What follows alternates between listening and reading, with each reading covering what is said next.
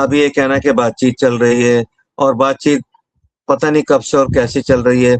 पाकिस्तान के वक़्त से चल रही है। ओमान के ओमान भी उसमें था, कतर भी उसमें था।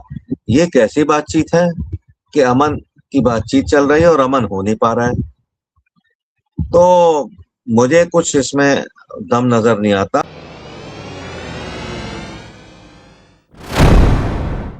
आदाब, मैं मुमताज आलम रिजवी और इस वक्त मैं आपके खिदमत में लाइव हाजिर हूँ। काफी देर हो गई क्योंकि ऐसा लग रहा था कि आज नहीं हो पाएगा, लेकिन फिरोज बख्श साहब की ये कोशिश है कि मैं इस वक्त आपकी खिदमत में हाजिर हूँ और जो भी अपडेट है वो आपकी खिदमत में पेश की जाएगी। सारी अपडेट्स मिडिल ईस्ट के ताल्लुक से जो डेवलपमेंट है, क्योंकि कई अहम डेवलपमेंट इस वक्त सामने आई हैं और आज पूरा जो अपडेट्स हैं और जो भी खबरें हैं वो सब फिरोज बख्श साहब आपके खिदमत में पेश करेंगे। अपडेट ये है कि अब फिर से जंगबंदी को लेकर के बातचीत शुरू होने का इम्कान है, क्योंकि इजिप्ट और कतर उसमें साथ आया है। इसके साथ साथ आईआरजीसी की तरफ से बड़ी धमकी दी गई है और कहा गया है कि फौरन पूरा इलाका जो है वो अमेरिका खाली कर दे। तो इस तरह की कई अपडेट्स आई हैं। इराक और ईरान के दरमियान तजारती बातचीत को लेकर के जो ईरान के पार्लियामेंट के अध्यक्ष हैं, स्पीकर हैं तालिबाफ, उनकी सदारत में, उनकी निगरानी में ये मीटिंग हुई है। तो कई अहम डेवलपमेंट हैं। मैं फिरोज बख्श साहब से चाहूंगा कि वो अपडेट्स दें। और फिरोज बख्श साहब हमारे सीनियर पॉलिटिकल एनालिस्ट हैं। इसके अलावा वो बहुत ही अच्छे जर्नलिस्ट भी हैं। मौलाना आज़ाद उर्दू यूनिवर्सिटी के चांसलर रहे हैं और उन्हीं की एक कोशिश थी कि जो अपडेट्स हैं कम से कम वो जानी चाहिए। तो मैं उनका खैर मकदम करता हूं। मैं सफर पे हूं, मैं लंबी बातचीत नहीं कर सकता हूं, लेकिन फिरोज बख्श साहब से गुजारिश है कि फिरोज बख्श साहब वो जो है अपडेट्स दें। अगर कोई जुड़ता है तो मैं गेस्ट भी आपको प्रोवाइड करूंगा। बाकी जो भी अपडेट्स हैं वो आप जरूर लोगों तक पहुंचा दें अब तक की। फिरोज बख्श साहब। जी, बहुत-बहुत शुक्रिया डॉक्टर मुमताज़ आलम रिज़वी साहब, और आपके तमाम नाज़रीन, सामईन हज़रात का, हज़रात व ख़वातीन का। और इसमें देखिए ऐसा है कि आपने अभी ज़िक्र किया, मैं उसी को टैगलाइन बनाता हूँ। आपने ये कहा कि भई वो बातचीत का कोई सिलसिला ये इजिप्ट से, तुर्की वग़ैरह से चल रहा है। तो अगर बातचीत चल रही है तो उससे अच्छी कोई बात नहीं है ना। डेडलॉक अगर डायलॉग में बदल जाता है तो वो अमन की निशानी है। लेकिन यहाँ मसला ये है, जनाब जयदीप सिंह बुंदेला साहब, जनाब राजा सिंह राजपूत साहब, और हमारे जो और दूसरे एक्सपर्ट्स हैं, परवेज़ गुलफशां साहिबा, रेशमा बानो साहिबा, हमारे तबरेज़ आलम सिद्दीक़ी साहब, ज़ैद साहब, रईस साहब, सुवर्णा राज साहब, फिर हमारे जमील साहब और सूर्यवंशी साहब, और जितने भी हमारे डॉक्टर सैफ साहब, इदरीस साहब, मैं इसमें यही कहना चाहूँगा कि इससे तो अच्छी कोई बात नहीं है कि बातचीत चले। लेकिन ये बातचीत इस तरह की नहीं हो जैसे पिछली 5 मर्तबा की बातचीत हुई। पिछली 5 मर्तबा की क्या बातचीत हुई? वो बातचीत कुछ हुई नहीं।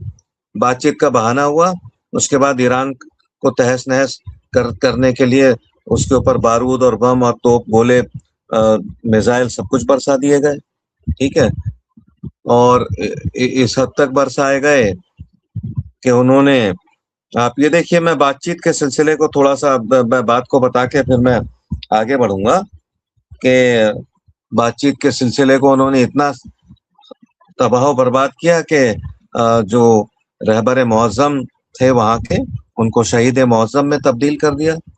अलावा इसके आप ये देखिए कि 168 बच्चियों को जो है उनको जान से मार दिया, और अरबईन में जो लोग जा रहे थे उनको मार दिया, और अरबईन में गालिबन ये समझिए कि जब इनका फ्यूनरल चल रहा था, वापस जा रहा था इराक से, तब इन्होंने बमबारी कर दी। तो इनका कोई दीन धर्म ईमान नहीं है। ठीक है? अगर कोई बातचीत होती है, देखिए 5 जंगें हिंदुस्तान पाकिस्तान की हो चुकी हैं, छोटी बड़ी जितनी भी हैं। यहाँ सीज फायर के मायने होते हैं। सीज फायर का मतलब है ठीक है भाई, अभी पिछले साल हुई थी जंग, तो सीज फायर हुआ तो सीज फायर कंटिन्यू कर रहा है, ठीक है। लेकिन यहाँ सीज फायर का मतलब ये होता है कि first you seize and then you fire, ये इनका मकसद होता है सीज फायर का। ईरान ने बिल्कुल सही कहा है कि देखिए, ये जो जंग बंदी है ये कंप्लीट होनी चाहिए, जंग बंदी मुकम्मल होनी चाहिए। अगर जंग बंदी मुकम्मल नहीं हुई तो उसका कोई फायदा नहीं, कोई मकसद नहीं। अब पीठ पीछे कई प्लान चल रहे हैं। देखिए, एक तो यह है कि अमेरिकन जो इस वॉर को मैनेज कर रहे हैं, कहीं ना कहीं उनमें भी आपसी नाचाफी हो गई है। जेडी वैंस का सोचना यह है कि अमेरिका को इसराइल ने और कुछ अमेरिकी सेहूनियों ने फंसा दिया है इस बेवजह की वॉर में। एक तबरेज आलम सिद्दीक साहब ने एक वो भेजा है अपना अपडेट, उसमें क्या लिखते हैं, उसमें लिखते हैं if only some Muslim rulers kin could survive, perhaps feathers might grow again on them to fly। अब इन्होंने कटाक्ष किया है, इन्होंने तंज किया है कि मुस्लिम रूलर्स जो हैं, जितने भी हैं, मैं ईरान को निकाल के दूसरे मुस्लिम रूलर्स की बात कर रहा हूँ, चाहे वो तुर्की के हों, सऊदी अरब के हों, कुवैत को हो, बहरीन के हों, कतर के हों, मिस्र के हों, जॉर्डन के हों, सीरिया के हों, इस अरब का जो एक खित्ता है, जो भी इसके, आप ये समझिए कि इसको चलाने वाले जो लोग हैं, जो भी यहाँ के बादशाह हैं, वो दिन दूर नहीं कि जब वाकई में फिजिकली जैसे एक मुर्ग के ऊपर से पत्ते निकाल दिए जाएं, पर निकाल दिए जाएं उसके, तो वो क्या उसकी सूरत हाल होती है, ऐसा दिन आएगा। लेकिन सिंबॉलिकली ये सिचुएशन पैदा हो गई है। सऊदी अरब में जितने भी वहाँ के रहने वाले हैं वो हुकूमत सऊदी अरब के साथ नहीं है। उसी तरह से जितने भी अरब ममालिक हैं दूसरे, चाहे वो सीरिया हो, सीरिया में तो मतलब यह है कि ईरान को सपोर्ट करने वाले काफ़ी ग्रुप्स हैं, जिनको ये प्रॉक्सीज कहते हैं या कुछ भी कहते हैं, वो हैं वहाँ पे। और उसी तरह से जॉर्डन और कुवैत का भी एक ही मामला है, वो भी अपने जो हाकिम हैं उनको पसंद नहीं करते, क्योंकि वो जानते हैं कि उनके जो हाकिम हैं वो अमेरिका और इसराइल के गुलाम हैं और एक अरसे से उनकी गुलामी कर रहे हैं। जॉर्डन के तो मतलब जो शाह थे पहले, उनकी तो जो वाइफ भी थी वो अंग्रेज थी। एक और यहाँ पे जयदीप सिंह बुंदेला साहब ने अपडेट दिया, मैं उसको पढ़ता चलूं। इन्होंने लिखा है, भारत और फलस्तीन के वेस्ट बैंक के जेनिन के दक्षिण में स्थित अराबा से 200 बिस्तरों वाले भारतीय सुपर स्पेशलिटी अस्पताल के निर्माण के लिए एक MOU साइन किया गया। ये बात जो है हमें कल फलस्तीन के एम्बेसडर ने भी बताई थी। ये MOU साइन किया गया है और अब ये पता नहीं हॉस्पिटल कितने दिन में या कितने सालों में वहाँ कायम होगा, जबकि जरूरत तो इस वक्त है। बासूरत एक अच्छी चीज की शुरुआत है, इसकी हमें तायद करनी चाहिए, इसके साथ खड़े रहना चाहिए, पहली चीज। दूसरी चीज ये है कि जो फलस्तीन कह लीजिए या गाजा के जो भी वहाँ उनके पॉलिटिकल इंचार्जेस हैं, बल्कि मैं तो कहूँगा कि डॉक्टर महमूद अब्बास जो हैं, जो ऑनरेबल प्रेसिडेंट हैं फलस्तीन के, उनको ये चाहिए है कि वो प्राइम मिनिस्टर नरेंद्र मोदी साहब को इनवाइट करें। ये बात गालिबन मैंने कल भी कही थी, वेस्ट बैंक में इनवाइट करें और रामल्ला में उनका एक बहुत बड़ा एक एक फंक्शन रखवाएं, एक स्टेज पर उनकी तकरीर रखवाएं, जहां पर वो अपने लोगों से जो है रुजू कर सकते हैं। जयदीप सिंह बुंदेला साहब ने एक और अपडेट भेजा है। 19 अगस्त को एक शिलान्यास समारोह आयोजित किया गया, जिसे विदेश मंत्रालय के सचिव श्री प्रिया रंगनाथन के सचिव श्री प्रिया रंगनाथन और फलस्तीनी पीएम मोहम्मद पीएम है क्या है फलस्तीनी पीएम मोहम्मद मुस्तफा ने भाग लिया। अब ये पीएम नहीं, कुछ और होना चाहिए, एमपी होंगे जो भी कुछ है। तो ये चलिए अच्छा है, हिंदुस्तान और फलस्तीन के बीच में तो तारीखी मामला गांधी जी के वक्त से, अटल बिहारी वाजपेयी साहब के वक्त से मौजूद थे। और इसमें इन्होंने ये भी कहा है कि सुविधा केंद्र से जनीन और पड़ोसी प्रांतों जिनमें तुलकराम और ट्यूनिस शामिल हैं, उनके मरीजों को विशेषीकृत स्वास्थ्य सेवाएं प्रदान की जाएंगी। देखिए, तकरीबन 33 साल पहले भी हिंदुस्तान ने फलस्तीन के अंदर काफी सारे स्कूल बनाने में मदद की थी, बल्कि स्कूल बनाए थे, कई सारे स्कूल बनाए थे, जिनको अब इस्राएली बमबारी में खत्म कर दिया गया है, और कई सारे हॉस्पिटल भी बनाए थे। ठीक है, जैसे हिंदुस्तान ने ईरान के अंदर एक महात्मा गांधी हॉस्पिटल बनाया था, जिसको भी अमेरिकी बमबारी में नष्ट कर दिया गया है।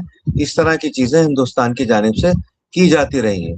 और जयदीप सिंह बुंदेला साहब ने एक और अपडेट दिया है। इसमें इन्होंने लिखा है, यूएस जब ताकत में हार गया तो अब ईरान पर ऐतिहासिक कठोर प्रतिबंध लगाने जा रहा है। ये कोई नई चीज नहीं है, ईरान पे तो उसने हमेशा से प्रतिबंध लगाए हुए हैं, 50 साल से प्रतिबंध लगाए हुए हैं। अरे और कितना प्रतिबंध लगाओगे?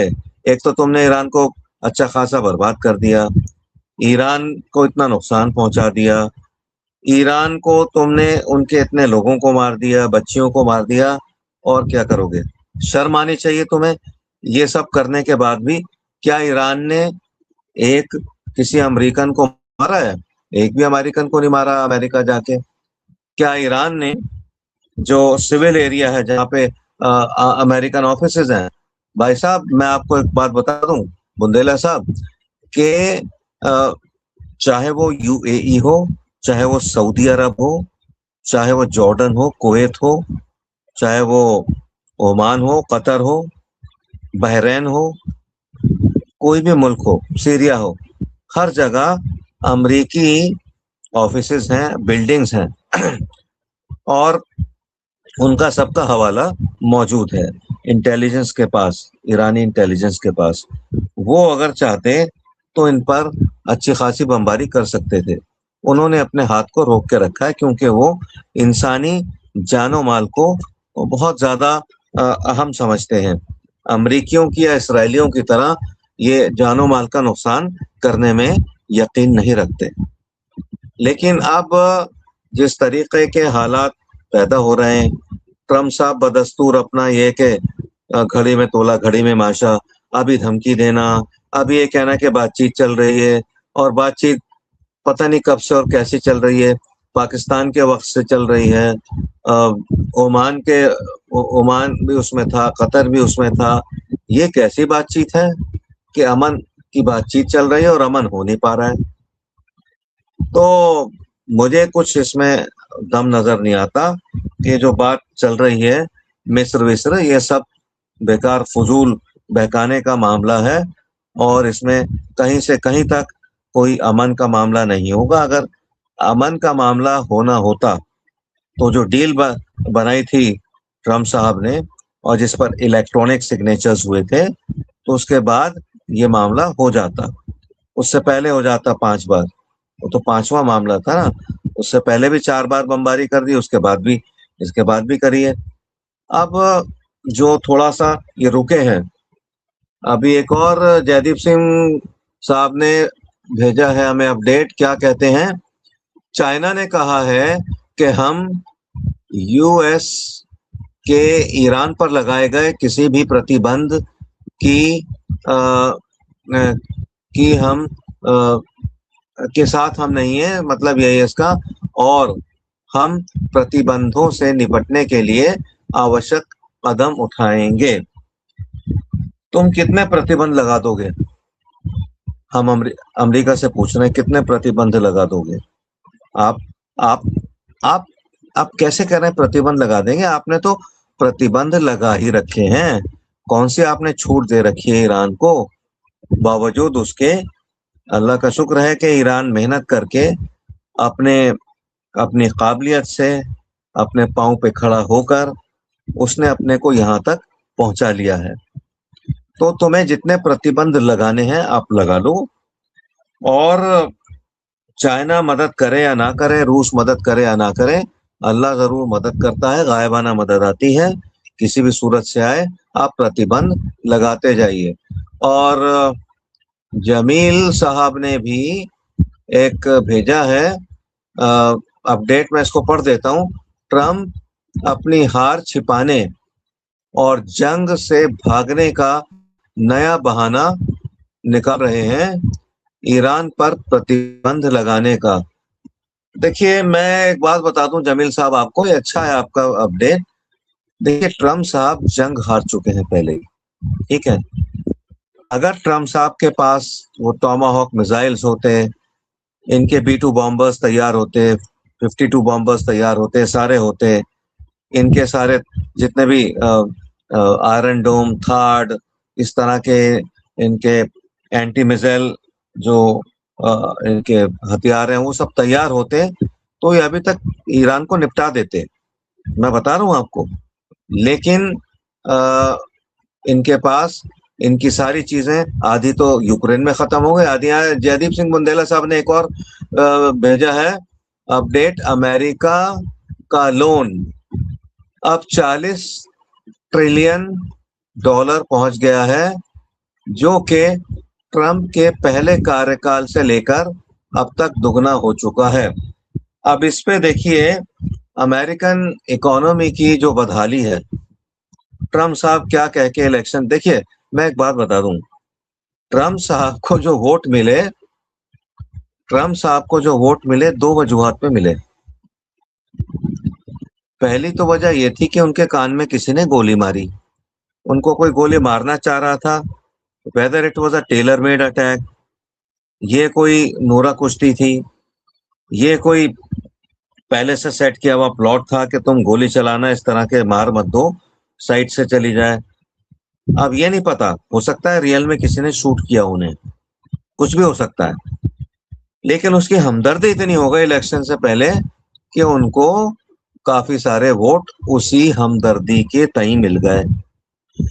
बाकी वोट उनको उनके सफेद झूठ जो उन्होंने बोले थे कि मैं अमेरिका को अंडर द प्रोग्राम मागा, that is make America great again, और मैं दुनिया में अमन कायम करूंगा, कहीं भी जंग नहीं होगी, हर जगह जहां भी जंग हो रही है उसको मैं रुकवाऊंगा, ये कह के झूठ बोल के, सफेद झूठ बोल के वो आए थे। उनको पब्लिक ने वोट दे दिया था। जयदीप सिंह बुंदेला साहब, आपने फिर एक खबर भेजी है, ईरान के कुम शहर में खामेनेई साहब का 40वां जो है आयोजन किया गया। कुम गालिबन वही शहर है जहां वो पले बड़े, और उससे बड़ी उनकी उनसियत थी, बड़ा ताल्लुक था। तो खामेनेई साहब का वहाँ 40वां ऑब्जर्व किया गया, यह खबर है। और ईरान पर अमेरिका अब हमला डिएगो गार्सिया से करेगा, ईरान ने भी डिएगो गार्सिया तक पहुंचने वाली मिसाइल सिस्टम बना ली है। देखिए, डिएगो गार्सिया से इसलिए करेगा क्योंकि पहले जो उसने सारे अटैक करे वो इसराइल से करे, बेन गिवर एयरपोर्ट या जो भी वहां की बेसिस थी, ठीक है, डिमोना से आगे जाके एक बेस थी, वहां से करे हैं, और या फिर अरब कंट्रीज से करे हैं, ठीक है। अरब कंट्रीज के तो काफी हद तक मेरे ख्याल से 40-50, अगर ज्यादा नहीं या कम नहीं, जो भी है, इतनी तो जो है वो आ, उनकी बेसिस तबाह बर्बाद हो गई है, पहली चीज। दूसरी चीज ये कि अभी भी काफी बेसिस उनकी बची हैं अमेरिका की वहाँ अरब कंट्रीज में, लेकिन वहां से अमेरिका अपने फौजी और अपने हथियार वहां से भेजना या वहां से अटैक कराना अब महफूज नहीं समझता, ठीक है। एक तो ये कि ईरान का कभी भी अटैक हो सकता है। दूसरा ये कि जो वहां की जनता है, जहां जहां इनकी बेसिस है, जनता भी अभी अब काफी एक्टिव हो रही है। कुछ पता नहीं कि जनता जाकर पता नहीं क्या हाल कर दे इन बेसिस का या इन सिपाहियों का। जब जनता अपने पर आती है तो जनता ताबड़तोड़ चल पड़ती है, वो ये नहीं देखती कि कितने मारे जाएंगे, कितने बचेंगे, कितने जख्मी होंगे। तो ये बात ठीक है। और एक और अपडेट आया है तबरेज आलम सिद्दीकी साहब का। ये कहते हैं मुस्लिम हुक्मरान आ, मुस्लिम हुक्मरान क्या है, कटे हुए, क्या लिखा है, जो भी है, कटे नहीं बल्कि खाल उतारे हुए परिंदे हैं। हाँ, ये आप सही कह रहे हैं, ये पहले भी इस तरह का आपने एक अपडेट भेजा था। ये जो मुस्लिम हुक्मरान हैं, ये बिल्कुल चूचू का मुरब्बा है, इनकी हिम्मत नहीं है। अभी अमेरिका ने ये कहा था कि ये जो आपका दुबई है, ये तो मेरा एक अमेरिका का हिस्सा है, this is a short America. हिम्मत नहीं हुई इनकी, वहाँ के जो बादशाह हैं, उसको नकारने की। और जयदीप सिंह बुंदेला साहब ने एक और भेजा है, काफी हमारी मदद कर रहे हैं वो, कि उन्होंने लिखा है स्ट्रेट ऑफ हॉर्मुज में ईरानी चेतावनी के बाद एक भारतीय जहाज ऑयल टैंकर वॉगन को रात में अपनी अपने पोजीशन पर वापस लौटना पड़े। भाई, ये तमाम जहाज, चाहे वो भारत के हों, चाहे वो अरब नेशंस के हों, यूरोप के हों, साउथ अमेरिका के हों, कहीं के भी हों, इन जहाजों को ये बात समझ लेनी चाहिए कि आज से 3 साल पहले पूरा हॉर्मुज खुला हुआ था। पूरा हॉर्मुज 3 साल 3.5 साल पहले खुला हुआ था। जहाज बड़े सेफली सिक्योर्ड तरीके से कहीं से भी जा सकते थे, ठीक है। लेकिन अब जब अमेरिका ने ये जोर जबरदस्ती करी, जुल्म किया, और अमेरिका ने वो सब कुछ किया कि जो उसे नहीं करना चाहिए था, तब ईरान ने वहां पर लोगों को इस बात की तनबीह करी कि हॉर्मुज के ऊपर अगर आप जहाज अपने ले जाना चाहते हैं तो उसी रूट से लेके जाइए। और ये बात सच्ची है कि उन्होंने अंडर वाटर माइंस बिछा दी हैं, ठीक है। और मैंने एक डायग्राम देखा था, उसमें कुछ इस तरह से था कि जो रेड कलर का या ऑरेंज कलर का जो लाइंस थी, वो ईरान की लाइंस हैं, वहाँ ईरान के जहाज जा सकते हैं। और एक जो ब्लू कलर का था, वो गालिबन ओमान का था, और अमेरिका भी उसके साथ ही भेज रहा था अपने जहाज। तो ये है हज़रात व ख़वातीन कि अमेरिका बाज नहीं आ रहा, ना ये कभी बाज आएगा, ठीक है। और अमेरिका जो है ना, अमेरिका को जब तक एक बहुत जबरदस्त करारा झटका नहीं लगेगा, वर्ल्ड वॉर के बाद से जो जापान का एक अटैक हुआ था, उनके एक आइलैंड पे अमेरिका के। उसके बाद अमेरिका की धरती पर कोई जंग नहीं लड़ी गई। काफी अरसे पहले कुछ आपके ब्रिटिशर्स गए थे, लेकिन बड़े सेफ और सिक्योर्ड हैं। अमेरिका पे कोई हमला नहीं करता, अमेरिका सारी दुनिया पे हमला करता है, सबको डराता है, धमकाता है, सबके कंट्रीज को लूटता है। जयदीप सिंह बुंदेला साहब क्या फरमा रहे हैं? ये कह रहे हैं, CNN क्या कहता है? CNN की जानिब से युद्ध की शुरुआत से लेकर अब तक 757 अमेरिकी सैनिक घायल हुए हैं। देखिए, आप जहां से अपडेट लाते हैं वो बड़े मोतबर होते हैं, और मैं समझता हूँ ये आपकी बात सही है। 757 800 जितने भी सैनिक घायल हुए हैं, बल्कि मैं तो कहता हूँ असलियत में इससे ज्यादा घायल हुए हैं, और काफी सारे हताहत भी हुए हैं, जिसकी ये लोग खबर नहीं देते। ये 757 की भी आप जैसे खबरी लोग ढूंढ ढांड के ले आए, वरना इनकी भी खबर नहीं देते। और MMC न्यूज की तरफ से आया है एक अपडेट, सीरिया पर इजराइल के हमले की UN ने मजम्मत की है। मजम्मत से क्या होता है? इसराइल किसी से डरता तो है नहीं, UN को अपनी जेब में रखता है, ठीक है। UN की क्या औकात है, क्या हकीकत है इसराइल के आगे? कोई हकीकत नहीं है, कोई औकात नहीं है। UN तो एक मट्टी का माधो है, बना लिया। और UN कुछ नहीं है, अमेरिका का एक पिट्ठू है, अमेरिका का एक गुलाम है। उसी तरह से गुलाम है UN अमेरिका का, जैसे ही तमाम अरब मुमालिक इसराइल और अमेरिका के गुलाम हैं। लेकिन हमें ये देखना है कि इनकी गुलामी कब तक करेंगे। मेरे ख्याल से एक एक ऐसा पॉइंट आ गया है कि अब ये अरब मुमालिक भी इनको सोचना चाहिए, या इन्होंने सोचना शुरू कर दिया है। इसको अंग्रेजी में कहते हैं सैचुरेशन पॉइंट, कि अब उनको सोचना है कि हम आगे इनकी गुलामी करें या ना करें। जयदीप सिंह साहब, आपने खबर और भेजी है, आज तो माशाल्लाह से आप 5वें गियर में चल रहे हैं, वरना रोजाना तो आप फर्स्ट सेकंड या थर्ड गियर में चलते थे। अच्छी बात है, इसमें मेरी भी मदद हो रही है। देखिए, जयदीप सिंह बुंदेला साहब कहते हैं, बेन गुरियन एयरपोर्ट पर कर्मचारियों की हड़ताल के कारण आज साल के सबसे व्यस्त दिनों में एक दिन लगभग 10,000 यात्रियों और 600 उड़ानों के साथ अराजकता फैल गई। देखिए, अनार्की फैल रही है।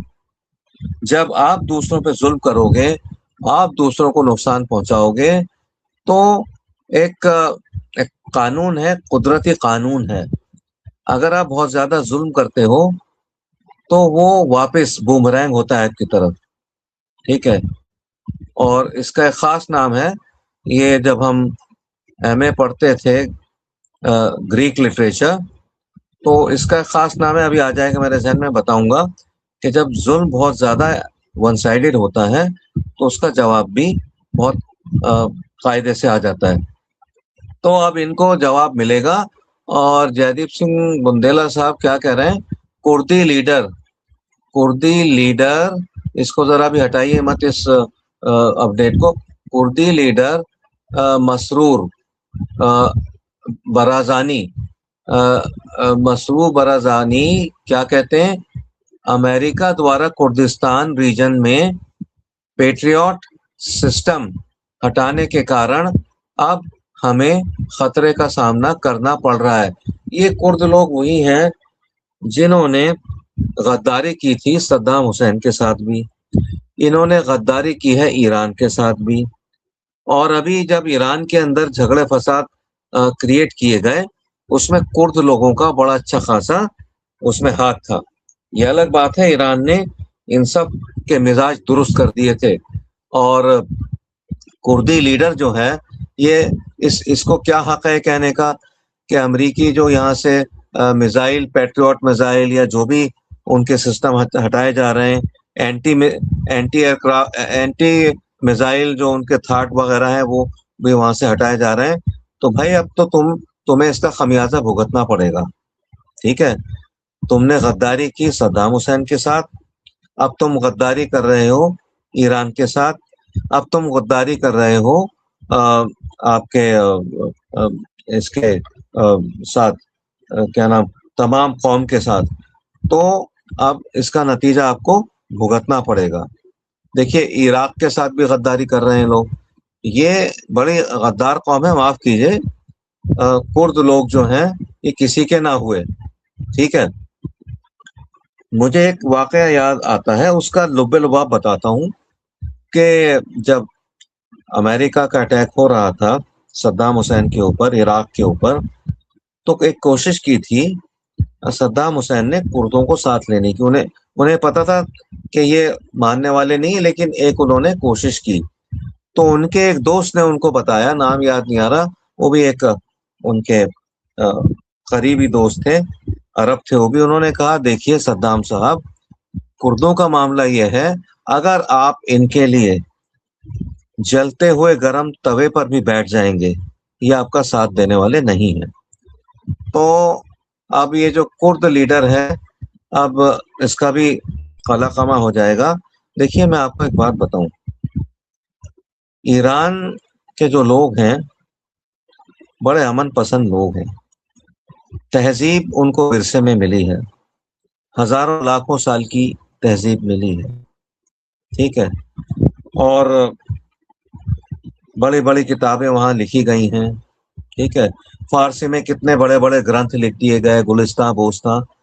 तो और जो पुराने ईरान के शहर हैं, बचपन में हमने कॉलेज डेज में जब हम तारीख पढ़ते थे, और जब मैं दिल्ली की तारीख के ऊपर लिखा करता था, Hindustan times, patriot, statesman, Indian express, times of India वगैरह में, तो ईरान के शहरों के नाम गाहे बगाए आते रहते थे। चाहे वो खुरासा हो, कहा जाता था खुरासा की इमली बड़ी अच्छी होती है। तो या फिर वहाँ का जो क्या होता है वो, अरे वो जो दूध में मिला के पीते हैं, बहुत वो भी दुनिया का बेहतरीन वहाँ पे बनता है, ड्राई फ्रूट है वो। यानी ईरान एक ऐसी जगह है, मौसम के एतबार से भी, फल फ्रूट ड्राई फ्रूट के एतबार से भी, और लोगों के एतबार से भी। मैं एक छोटा सा एक चीज जोड़ना चाहता हूँ। मैं जब मॉडर्न स्कूल में पढ़ाता था, तो हमारे हिंदी डिपार्टमेंट में एक हमारी कोलीग होती थी, वो मॉडर्न स्कूल में हिंदी पढ़ाती थी, और उन्होंने उससे पहले किसी इंडियन स्कूल में ईरान में हिंदी पढ़ाई थी। और उन्होंने हिंदी तकरीबन पढ़ाई होगी आज से 35-40 साल पहले, वहाँ 35-40-45 साल पहले। वो इतनी तारीफ करती थी ईरान की। हम तो खैर ईरान नहीं गए कभी, हमारा बस ये दिल में यही अरमान रहा है। अल्लाह ने अगर जिंदगी रखी तो ईरान भी होके आएंगे, जब वहाँ सब अमनो आश्ती का माहौल होगा, जाएंगे इंशाल्लाह। तो जयदीप सिंह बुंदेला साहब ने लिखा है, एक और इनका बयान आया है, ईरान नेशनल सिक्योरिटी के जो मेंबर हैं रेजाई साहब, क्या फरमाते हैं, ट्रंप के ईरान पर लगाए गए इन प्रतिबंधों को बेस्ट जवाब ये होगा कि हम एनपीटी से बाहर निकल जाएं। देखिए, ईरान एक बाउसूल, बावकार और ये समझिए बाज़ाब्ता रहने वाला मुल्क है। ये बेउसूल नहीं है, बेज़ाब्ता नहीं है, और ये बिला वकार का मुल्क नहीं है। ये बहुत ही वजनी मुल्क है, और ईरानियों को जो दुनिया वाले अब तक समझे नहीं थे, अब वो काफी हद तक समझ गए हैं, ठीक है। और न सिर्फ दुनिया वाले, बल्कि उनको सिगुनी भी समझ गए हैं, उनको ट्रम्प साहब भी समझ गए हैं, ठीक है। अब वो चाहे ईरान के साथ कुछ भी करें, चाहे वो न्यूक्लियर बम गिरा दें, चाहे वो दूसरे तरह के बम गिरा दें, वो कुछ भी करें, ईरान अपने रास्ते पर कायम है। ईरान की पब्लिक का एक एक आदमी 10-10 सिहूनियों और 10-10 अमेरिकनों के बराबर है। और जब बात आती है पेट्रियोटिज्म की, जब बात आती है हुब्बुल वतनी की, तो मैं आज की तारीख में कहना चाहूँगा कि तमाम दुनिया में न्यूमेरो उनो यानी 1 नंबर पे, ये इटालियन फ्रेज़ है, 1 नंबर पे ईरान आता है। ईरान से अगर टक्कर लेनी है इनको, तो ये किसी भी सूरत में टक्कर ले लें, ये चाहे वहाँ एटम बम गिरा दें। बावजूद इसके ईरान इनके कब्ज़े में नहीं आएगा और ना ही एटम बम गिराने से पूरा ईरान तबाह होगा। ठीक है? ईरान को इन्होंने बहुत नुकसान पहुँचाया। बदस्तूर झूठे फासिक लोग हैं ये, धोखेबाज, जालसाज, चालबाज, दगाबाज लोग हैं। मुस्तकिल ये लोग ये कहते रहे हैं कि जी हमने तो उसका जो एटमी जितनी भी तवानाई थी सब खत्म कर दी है। क्या कह रहे हैं जयदीप सिंह बुंदेला साहब, एक और अपडेट लेके आ गए हैं। मिस्र और चीन के बीच एक ईगल्स ऑफ सिविलाइजेशन 2026 नाम से एक युद्ध अभ्यास हेतु फाइटर जेट पहुंचाए जा रहे हैं। देखिए, मैं इस किस्म की खबरों पे, हालांकि बहुत बहुत शुक्रिया हमारे बुंदेला साहब का, इस किस्म की खबरों पे बहुत ज़्यादा इस वजह से तवज्जो नहीं देता कि बाहर के लोग ईरान की कितनी मदद कर पाएंगे। ख़ास तौर से इसमें आप मिस्र का नाम निकाल दीजिए। मिस्र तो वो मुल्क है कि जो जब 1973 में जब लड़ाई हुई थी इसराइल की और अरब ममालिक की, अरब ममालिक जीत जाते, इसराइल का मामला वहीं रुक जाता। इसराइल वहीं एक छोटे से मुल्क की तरह, बहुत ही कायदे की तरह, सीधे शरीफजादों की तरह रहता। लेकिन क्या किया, मिस्र ने जंग जीतते जीतते अमेरिका के कहने पर जंग को रोक दिया। ठीक है? और उसका असर ये हुआ कि इसराइल हावी हो गया, चाहे वो सिनाई का एरिया हो या सुएज नहर का एरिया हो। उसने और उसने उस दौरान गोलान पहाड़ियों पे भी अच्छा खासा कब्जा कर लिया। तो मिस्र की बुज़दिली की वजह से ये सब हुआ और मिस्र के बस का नहीं है कि वो किसी के साथ, चीन के साथ मिलके मदद कर पाए ईरान की। क्यों? इस वजह से सीधी सी बात यह है हज़रात व ख़वातीन, अब इस प्रोग्राम को अब हम जो है अब इंशाल्लाह मुकम्मल करने वाले हैं। दुआ का सिलसिला शुरू होने वाला है। मिस्र एक मजबूत मुल्क है, उसकी भी बहुत पुरानी एक ये समझिए सभ्यता है, तहजीब है, उतनी ही पुरानी जितनी ईरान की है। मगर लानत है मिस्र के ऊपर, बहुत सख्त अल्फाज कह रहा हूँ। अगर ऑन एयर होते आपके मुमताज़ आलम रज़वी साहब, तो कहते हैं फिरोज साहब प्लीज ऐसा मत बोलिए मिस्र के ताल्लुक से, ले इस वक्त बोलूंगा। ठीक है? वहाँ के आप जाइए, मिस्र में जाइए, मिस्र से बहुत पुरानी वहाँ की तारीख है। मगर मिस्र ने क्या किया, इस तारीख से किसी को फायदा पहुंचाया? किसी अरबी को, या जो मिस्र में रहने वाले, खुद उसमें बहुत सारे ईसाई लोग हैं, किसी को फायदा नहीं पहुंचाया। ठीक है? सबसे ज्यादा तो उसका बॉर्डर लग रहा है गाजा से, तड़पा दिया उनको एक एक गिलास पानी के लिए। उनको ये समझिए कि जाने उनकी चली गई एक एक रोटी के निवाले के लिए। तो मुझे एक बड़ी ना, एक क्या समझिए, एक एलर्जी सी हो गई है इन मुल्कों के नाम से।